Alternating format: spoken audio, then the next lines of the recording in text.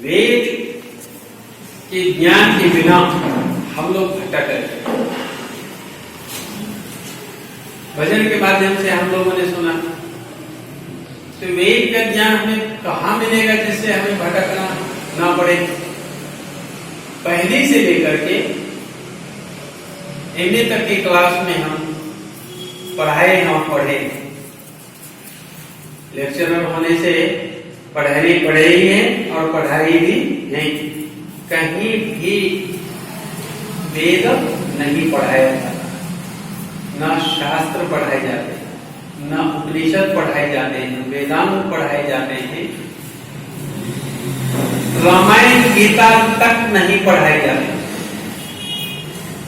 सभी ग्रंथ हमारे संस्कृत में, संस्कृत भी सभी विद्यालयों और महाविद्यालयों में नहीं पढ़ाए जाते। तो हमें ज्ञान प्राप्त होगा कैसे? कैसे हम जानेंगे? कितनी दुर्व्यवस्था हमारे यहाँ की है कि एक समय था जो वेदों का ही अध्ययन होता था, वेद शास्त्रों का ही अध्ययन होता था, और हमारा देश हर स्थिति में, हर चीज में इतना विकसित था, इतना विकसित था कि पूरे जगत का गुरु था, गुरु बना हुआ। सारे जगत के लोग यहाँ पर अध्ययन करने के लिए आते थे, सीखने के लिए आते थे, पढ़ने के लिए आते थे। सिरमौर बना हुआ था जगत का। आज यही देश की स्थिति को देखिए कहां गई, इतनी बिगड़ गई है। क्यों बिगड़ गई? क्योंकि हमारी शिक्षा व्यवस्था से ये सारी चीजें निकल कैसे गई? क्योंकि हमारा देश गुलाम हुआ। हमारा देश जब गुलाम हुआ तो गुलामियों ने, गुलाम जिन्होंने किया, जिनके आधिपत्य में हमारा देश चला गया, उन्होंने यहाँ के इतिहास को पढ़ा, यहाँ के ज्ञान को पढ़ा। वो जानता था कि अगर किसी देश पर हम ज्यादा दिनों तक राज्य करना चाहते हैं, गुलाम बना के रखना चाहते हैं, तो उनका दो काम कर दो आप। क्या कर दो? उनके इतिहास को मिटा दो और उनके नाम को मिटा दो। नाम और इतिहास अगर वो भूल गया तो अपने अस्तित्व को जान ही नहीं पाएगा, हमारा गुलाम बना रहेगा। जिस दिन अपने आप को पहचान जाएगा उस दिन वह उस पर कोई गुलाम है उसको बना नहीं सकता। हम तब तक किसी के गुलाम हैं जब तक हम अपने आप को नहीं जानते। जिस दिन हम अपने आप को जान जाएंगे उस दिन हम किसी का गुलाम नहीं रहेंगे। इसलिए इस देश की स्थिति ऐसी बन गई कि आज देखो, आज भी जब हम स्वतंत्र हो चुके हैं फिर भी हमें नहीं पढ़ाया जाता है। कभी विचार कीजिए क्यों नहीं पढ़ाया जाता है, क्यों नहीं हमारे सिलेबस में? आज कहते हैं जी विज्ञान का युग है। मैं कहता हूं आज विज्ञान का युग नहीं है। विज्ञान युग का युग तब था जब ऋषि मुनि लोग हमारे यहाँ पर थे और घर घर में यज्ञ होता था, अनेक प्रकार का आविष्कार होता था। उस समय युग था, आज नहीं। आज हम अपने आप को भी नहीं जानते, न ईश्वर को जानते, न वेद को जानते, न हमारे धर्म ग्रंथ को जानते। हिंदू को छोड़ करके दुनिया में किसी कोने में जाइए, दुनिया के किसी कोने में, और कहिए कि आपका धर्म ग्रंथ कौन सा है, हर व्यक्ति बता देगा। लेकिन ये हिंदू ऐसे हैं जो नहीं बता पाएंगे। कोई कहेगा गीता है, कोई कहेगा रामायण है, कोई कहेगा वेद है, कोई कहेगा उपनिषद है, कोई कहेगा शास्त्र है। कोई एक मत नहीं है। क्यों नहीं है? क्योंकि हमने जाना ही नहीं, हमें पढ़ाया ही नहीं जाता। हर मजहबों में धर्म गुरु उनके हर बातें पढ़ाई जाती है उनके मजहब में, लेकिन हमारे यहाँ पर नहीं। एक सिर्फ आर्य समाज के लोग जो हैं, आर्य समाजों में कुछ आर्य समाज में पुरोहित रखे हैं जिनको धर्म गुरु कर सकते हैं, बाकी जगहों पर नहीं। मठ मंदिर बना करके बैठे हुए हैं, अपने रोटी सेक रहे हैं। कैसे हम जानेंगे धर्म के स्वरूप को? कैसे हम जानेंगे अपने स्वरूप को? कैसे जानेंगे हम परमात्मा के स्वरूप को? जो कण कण में रमा हुआ परमपिता परमात्मा अभी बता रहे थे, जिसे हम वेद के बिना जान नहीं सकते, वो वेद हमें पढ़ाया जा रहा है। वो वेद पढ़ाया नहीं जा रहा है जिसके अंदर हम परमात्मा के स्वरूप को हम जान सकें। आइए, परमात्मा के स्वरूप क्या है, कैसे हम भक्ति करें? परमात्मा की भक्ति हम करना चाहते हैं। हर आदमी मंदिरों में जाते हैं परमात्मा की भक्ति करने के लिए, देवताओं की उपासना करने के लिए। उपासना कैसे होगी देवताओं की? जब उनके स्वरूप को ही हम नहीं जानते। जब तक हम ईश्वर के स्वरूपों को जानते नहीं, तब तक हम उसकी भक्ति उपासना नहीं कर सकते। तो अभी ये मैं बता रहा था कि कण कण में रमा हुआ है, लेकिन हम क्या इसे मानते हैं? फिर कण कण में रमा हुआ है, मंदिर में क्यों जाते हैं? और मंदिर में जाते हैं तो फिर वहां किसकी पूजा करते हैं? आकृति विशेष। जो कण कण में रमा हुआ है, वो इसकी आकृति बनाकर बताते हैं कि वो कैसा है। हर पुस्तकों में इसकी चर्चा है, लेकिन फिर भी हम पढ़ते तो हैं, लेकिन पढ़ना जानते नहीं। पढ़ते हैं, जानते नहीं। रामायण पढ़ने वाले करते हैं, भगवान राम उनकी पूजा करते हैं, मूर्ति बना लेते हैं, उनकी पूजा करते हैं। कृष्ण को मानने वाले, गीता को मानने वाले कृष्ण को मानते हैं। हर जगह पर देखिए, उसके अंदर क्या नहीं लिखा हुआ है? ईश्वर के रूप को। यहां तक कि रामायण में भी ईश्वर के स्वरूप का वर्णन किया हुआ है, गीता में भी ईश्वर के स्वरूप का वर्णन किया हुआ है। ऐसी बात नहीं है कि रामायण और गीता में नहीं है, लेकिन फिर भी हम भटक रहे हैं। क्यों? ये मुझे समझ में नहीं आ रही। और जो समझ में आ रही है, यह आ रही है कि हम पढ़ना नहीं जानते। पढ़ते तो हैं, जानने की कोशिश नहीं करते। रामायण में एक वाक्य मैं आपको बताता हूं, ईश्वर के स्वरूप का वर्णन कैसे किया है। आपको आश्चर्य होगा, हम पढ़ने के बाद भी वही मानते हैं जो नहीं मानना चाहिए। ईश्वर के स्वरूप को वहां पर दर्शाते हुए कहा है, तुलसीदास जी को कहा कि हे तुलसीदास, तुम तो राम के चरित्र को लिख रहे हो, तो राम को ही लोग भगवान मानेंगे। बोले कि नहीं नहीं, राम को भगवान कैसे मानेंगे? बोले कैसे नहीं मानेंगे, आप तो भगवान की तरह उनको बता रहे हो। बोले नहीं नहीं, मैं भगवान के स्वरूप को भी बताता हूं। बोले कि कैसे बताते हो? तो उन्होंने कहा कि देखो मैं रामायण में लिखा हूं। क्या लिखा हूं? कि बिन पग चले सुनई बिनु काना, अबिन कर करई करई विधिनाना। किसने लिखा? रामायण में तुलसीदास जी कि बिन पग चले सुनई बिनु काना। अरे उनके कान नहीं है, उनके पैर नहीं है, वो बिना पैर का चलता है, बिना कान का सुनता है, बिना आंखों का देखता है, बिना मुंह का अनेक प्रकार की बखान को करता है, वर्णन करता है। क्या इस बात को हमने माना? राम के चरित्र को लिखा उन्होंने, तुलसीदास जी ने, और राम को ही सब कुछ मान करके हम गए। कभी इसमें रामायण में भी ईश्वर के स्वरूप को कितना बढ़िया बताया, लेकिन इस रूप में हम नहीं मानते। हम तो आकृति के रूप में मानते हैं। मंदिर में जाते हैं, क्या बताओ वहां पर काम नहीं है उनके? जो भी आकृति आप देख रहे हैं, मैं तो आकृति कह रहा हूं उसको, या पुतला कहूंगा। लोग कहां जा रहे हैं भटकने के लिए? ईश्वर के स्वरूप को क्यों नहीं समझ पा रहे हैं? वहां पर उनके कान भी हैं, नाक भी है, आंखें भी हैं, फिर वो ईश्वर कैसे हो? वो कहता है बिना पग चले। वो बिना पग वाला है फिर भी चलता है, बिना कान वाला है फिर भी सुनता है। तो जो कान वाला है, इसका मतलब है क्या हुआ? जो कान वाला है, आंख वाला है, नाक वाला है, वो ईश्वर नहीं हो सकता। क्यों वो ईश्वर हो सकता है? यह स्पष्ट करा है तुलसीदास जी कि बिना कान वाला है, बिना नाक वाला है और बिना मुंह वाला है, फिर भी वो बोलता है, सुनता है, देखता है, सब कर रहा है। कितना बढ़िया स्वरूप बताया। गीता में भगवान श्री कृष्ण स्वतः ईश्वर का प्रतिनिधित्व करते हुए गीता को लिखा है। याद रखना, सबसे पहले चूक यहीं पर हो जाती है कि हम उसको समझने का कोशिश नहीं करते। जैसे मैं कहते हैं कि मैं जन्म लेता हूं, तो कहते हैं भगवान जन्म लेता है।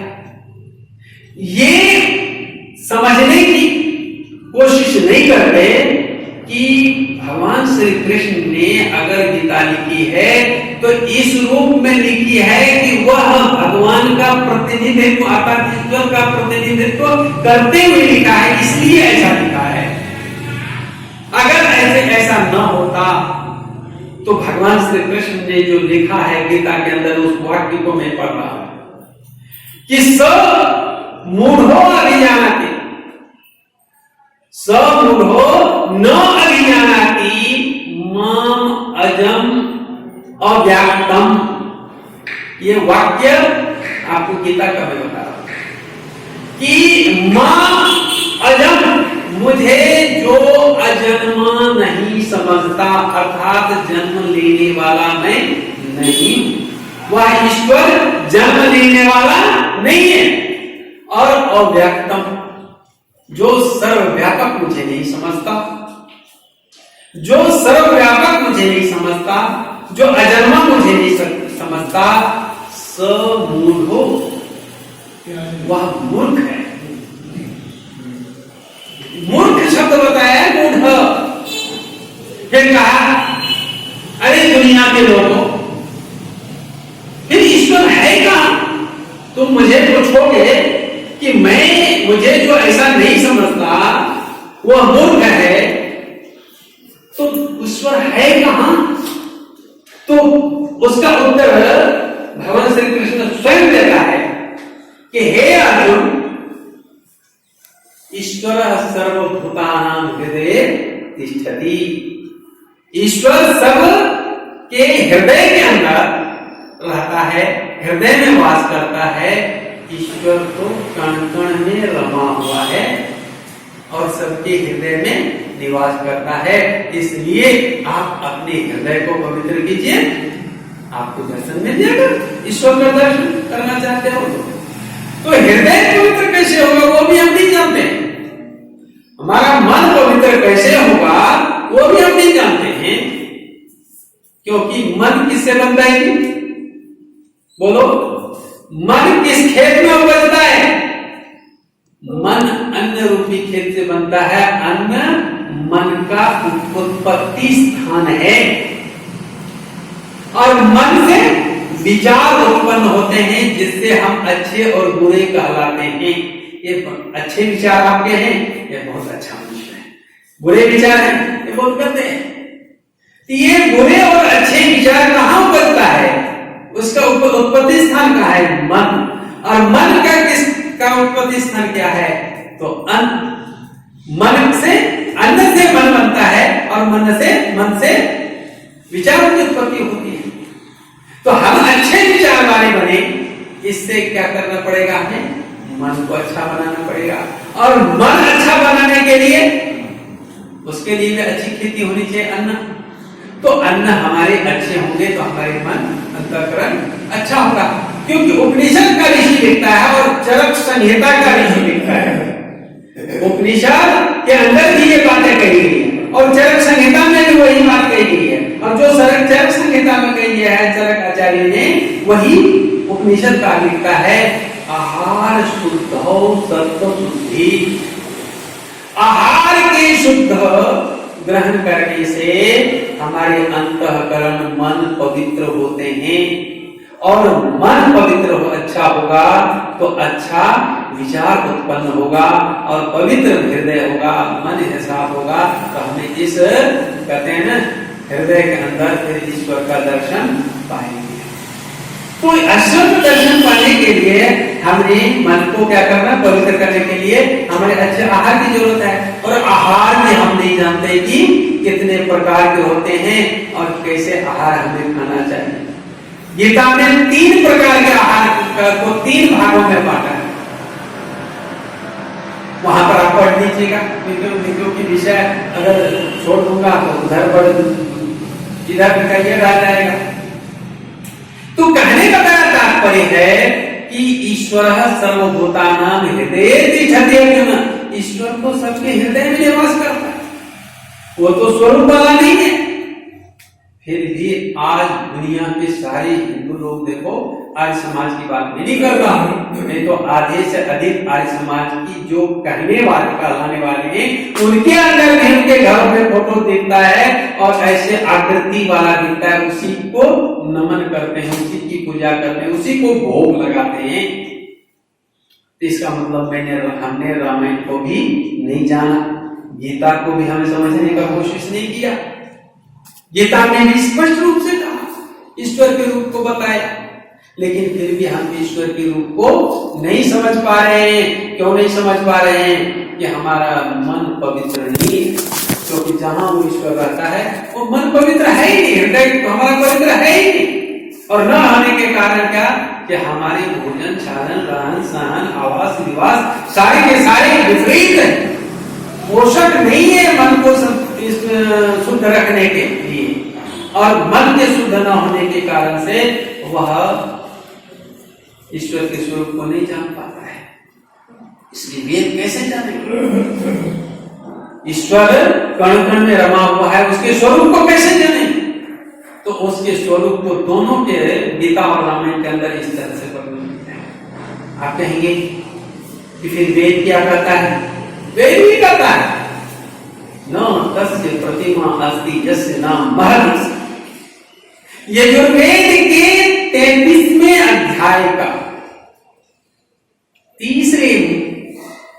दूसरा मंत्र, 33वें अध्याय का दूसरा मंत्र यह है, उस मंत्र का एक भाग है, क्या कहता है? न तस्य प्रतिमा अस्ति यस्य नाम महर्षि। जो महान यश वाला है, जो महान नाम वाला है, बहुत बड़ा नाम वाला है, बहुत बड़ा यश वाला है, उस परमपिता परमात्मा की कोई प्रतिमा नहीं है, ना होती है। वही बात रामायण में कहा, वही बात गीता में कहा कि उसकी प्रतिमा नहीं है, वह सर्वव्यापक है परमपिता प्रभु। फिर भी हम उसके स्वरूप बनाते हैं। क्यों? ध्यान करने के लिए कुछ तो चाहिए, और कुछ तो चाहिए। ये पूरा शरीर है ना, इस शरीर के अंदर देखो ना कि परमात्मा ने कैसे बनाया, आंखें कैसी बनाई, कौन कौन से मसाले डाले होंगे, कितनी रोशनी की कहां तक जा रही है, कान कैसे बनाए होंगे, इसके अंदर आवाज कैसे अंदर जा रही है, इसके चिंतन करते हुए जाओ इसके अंदर, दूसरी की तरफ जाने की जरूरत नहीं। जो मेरे पास है, मैंने रखा है। आप मुझे पूछेगा आपके जेब में आपके पास पैसे हैं पंडित जी कहाँ हैं, तो हमें झट से निकाल कर बता सकता हूँ कि मेरी जेब में। और मेरे पास पैसे आपके पास है और आप दूसरे को पूछ रहे हैं और आपके पास रखा हुआ है, तो दूसरे कैसे बताएंगे? दूसरे कैसे बताएंगे? हम दूसरों के पास भटक रहे हैं। कस्तूरी मृग की नाभि में मृग ढूंढे बनझारी। कस्तूरी तो मृग की नाभि नहीं है, लेकिन वह दूसरी तरफ ढूंढ रहा है, तो कैसे मिलेगा? कस्तूरी तो उसके अंदर ही है, हमारे अंदर ही है, लेकिन हम बाहर ढूंढ रहे हैं, बहिर्मुखी बने हुए हैं। अरे इन चर्म चक्षुओं से रूप को तो देखा जा सकता है, लेकिन बिना रूप वाले को इन चक्षुओं से नहीं देख सकते। उसको अंतःकरण की चक्षु लगती है, अंतःकरण का ज्ञान रूपी चक्षु लगता है। अंतःकरण उनका जागृत होना चाहिए, क्योंकि ये जो है ना, ये इसका अन्न रूप है, रूप खाता है और मन उससे बनता है। तो हम तो रूप को देखेंगे। आंखें क्या है? हमें रूप दिखाने वाली है, कान शब्दों को सुनाने वाली है, और व्यक्त चीज को नहीं कर सकते हैं। वो हृदय के अंदर है, कान और नाक वाला नहीं है, और इन आंखों से वस्तुओं को तो देखी जाती, रूपों को देखी जाती है, लेकिन बिना रूप वाले को कैसे हम देखें? वो तो रूप वाला नहीं है। इन आंखों से हम जाते हैं देखने के लिए मंदिर में, देवीचे दर्शन केला गेलो होतो असे म्हणतो है, मंदिर में गया था देवों का दर्शन। तो ये दर्शन होता है क्या? सच में बताइए तो इन आंखों से अगर देखा जाए तो उसको दर्शन नहीं कर सकते, क्योंकि वो रूप को देखते हैं, स्वरूप उनके ईश्वर के सच्चे स्वरूप को निराकार को नहीं देख सकते हैं। इसलिए 40वें अध्याय में इसके स्वरूप का कैसे वर्णन किया है देखिए। यजुर्वेद के 40वें अध्याय का 8वां मंत्र है, उसके अंदर कहा है कि हे प्रभु मैं तेरे रूप को देखना चाहता हूं, तुम्हारा रूप कैसा है?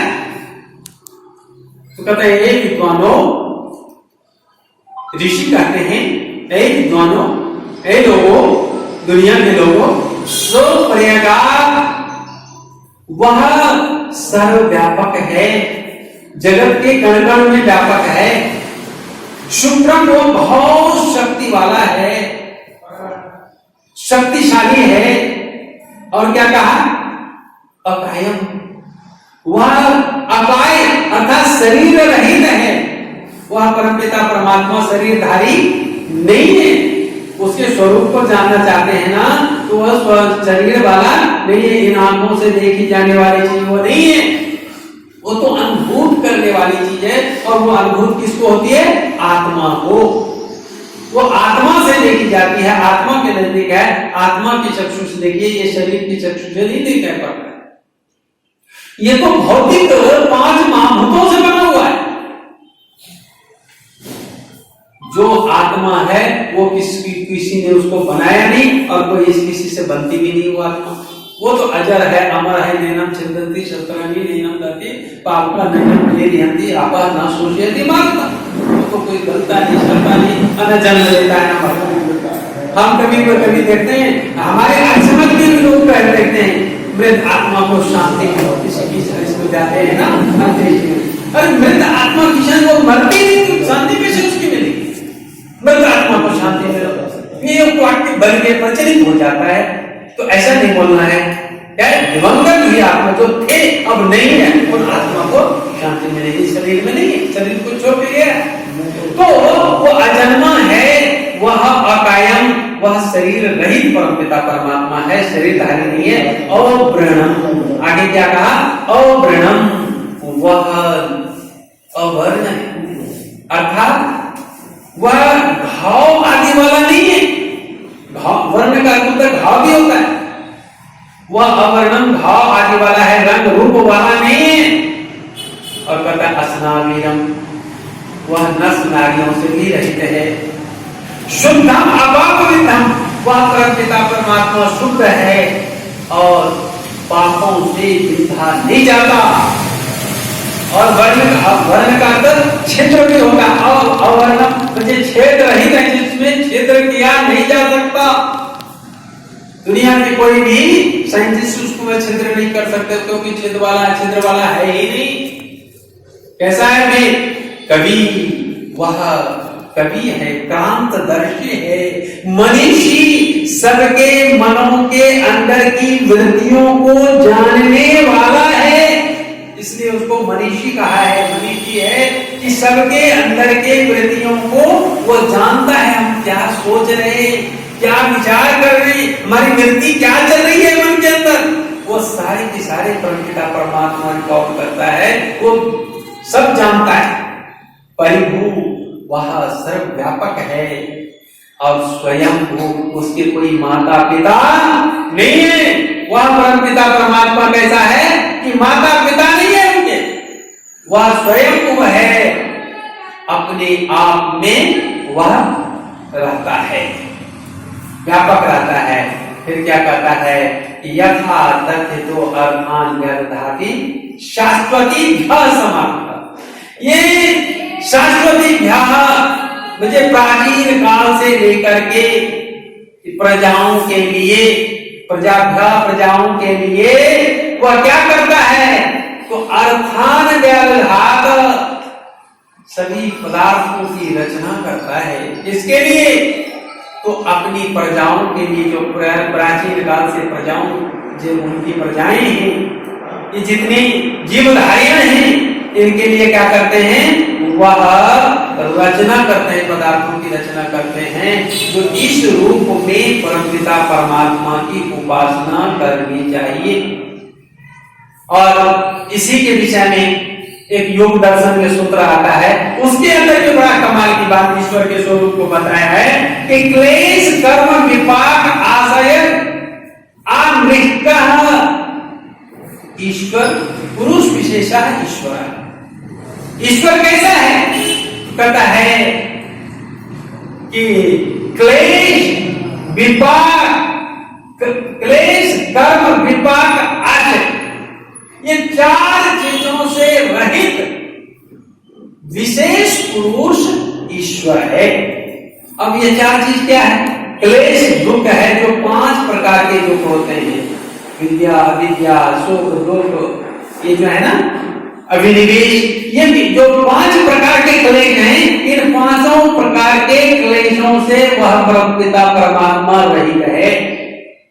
दूसरा क्या कहा कि कर्म 3 प्रकार के होते हैं, कर्म शुभ कर्म होते हैं, अशुभ कर्म होते हैं, और शुभ अशुभ कर्म एक मिश्रित करते हैं। तो जो शुभ कार्य करते हैं उसको अच्छा परिणाम मिलता है, सुख मिलता है, अशुभ का परिणाम दुख मिलता है, और शुभ अशुभ जो दोनों कार्य करते हैं उसको शुभ अशुभ दोनों मिलते हैं। तो वो कहते हैं कर्म रहित है, तो सुख अशुभ और दुख का कर्म उनके साथ है ही नहीं, तो कर्म करने वाला ही नहीं था, तो शुभ शुभ और अशुभ करेगा कैसे करेगा, क्योंकि वह सभी प्रकार के दुखों से रहित है और सभी प्रकार के कर्मों से, कि कोई इसकी कर्म ही नहीं होते। और दूसरी बात कहते हैं कर्म विपाक, क्या कर्म विपाक और आशय उससे भी रहित है। तो कर्मों का जो फल मिलता है उसको विपाक कहते हैं, कर्मों के फल को विपाक कहते हैं। जब कर्म ही करने वाला नहीं है तो फल का भोक्ता कैसे होंगे, तो फल का भोक्ता भी वो नहीं। फिर कहते हैं वो आशय से भी रहित है कि कर्म के करने से जो फल की प्राप्ति होती है, जिससे संस्कारों की उत्पत्ति होती है, जिस फल के भोगने से संस्कारों की उत्पत्ति होती है, तो कहते हैं कि जब कर्म नहीं करता तो फल कैसे मिलेगा, और फल नहीं मिलेगा तो संस्कार उसके बनेंगे कैसे। तो इससे भी संस्कारों से भी वह परमपिता प्रभु रहित है। और विशेष पुरुष, विशेष प्रकार के पुरुष जो है उससे भी वह, जो पुरुष है वो पुरुष से भी वो विशेष प्रकार के पुरुष है। तो पुरुष और विशेष पुरुष में क्या अंतर है, देखो ईश्वर को भी पुरुष कहा है, लेकिन पुरुष का मतलब यहाँ पर पंचमहाभूतानि शरीरी समवायः पुरुषः इति उच्यते। जब 5 संसार के जो महातत्व है, क्षिति जल पावक गगन और समीप, इनके साथ संपर्क हो जाता है जब जीवात्मा का, तब उसको पुरुष कहते हैं। जैसे कि जितने जीवधारी इस संसार में, पेड़ पौधे पशु पक्षी, स्त्री लिंग हो या पुल्लिंग हो, वो सारे के सारे जीवधारी हैं। जो भी जीवधारी हैं, जो आंखों से हमें जिसको हम देखते हैं, ये सारे के सारे जीवधारी कीटाणु, जो कुछ कीटाणु आंखों से भी नहीं दिखते, तो ये पुरुष कहलाते हैं। 5 तत्व से जब शरीर बनता है, और इन शरीर से जब आत्मा का मिलन हो जाता है तो उसको पुरुष कहते हैं। तो कहते हैं वो पुरुष भी नहीं है, पुरुष विशेष है, जो पुरुष का भी विशेष निर्माण करने वाला है, वह परमपिता परमात्मा है। तो इस स्वरूप को जान करके इस तरह से उस परमपिता परमात्मा की उपासना करनी चाहिए। अगर परमात्मा के स्वरूप को हम जानना चाहते हैं तो रामायण से लेकर के मैंने वेदों तक की बात कही, उपनिषदों की में भी आया हुआ है और शास्त्रों में भी आया हुआ है। इस योग दर्शन का मैंने लिया तो भगवत गीता, रामायण और ये उपनिषद, वेद और शास्त्र ये क्या कहता है, इसको हम सिर्फ पढ़ने मात्र से नहीं काम चलने वाला है, उसको अपने जीवन में उतारना चाहिए। उस ईश्वर के स्वरूप को जानना चाहिए कि वो कण कण में परमात्मा व्यापक है। पहले ही अध्याय 40वें अध्याय का पहला ही मंत्र ये जो वेद का है, ईशावास्यम इदं सर्वम्। यही बात रामायण में भी कहा, बिन पग चले सुने बिन काना, और वहां भी क्या कहता है, ईशावास्यम इदं सर्वम्। ये सारी जगत के अंदर परमपिता परमात्मा का वास है, कण कण में परमपिता परमात्मा रमा हुआ है। इसलिए कहते हैं उसको वेद के बिना अर्थात उसको ज्ञान के बिना नहीं जाना जा सकता।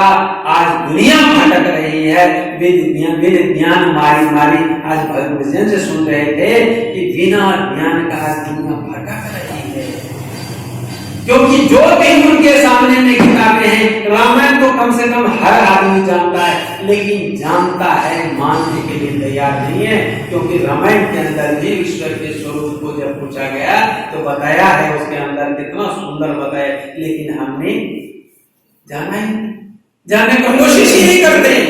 जिस समय उनके स्वरूप को जानने का कोशिश करेंगे और जान जाएंगे, उस दिन इससे आत्मा का बेड़ा पार हो जाएगा। इन्हीं शब्दों के साथ, क्योंकि वक्त 2-3 मिनट ज्यादा हो गया, क्षमा चाहूंगा।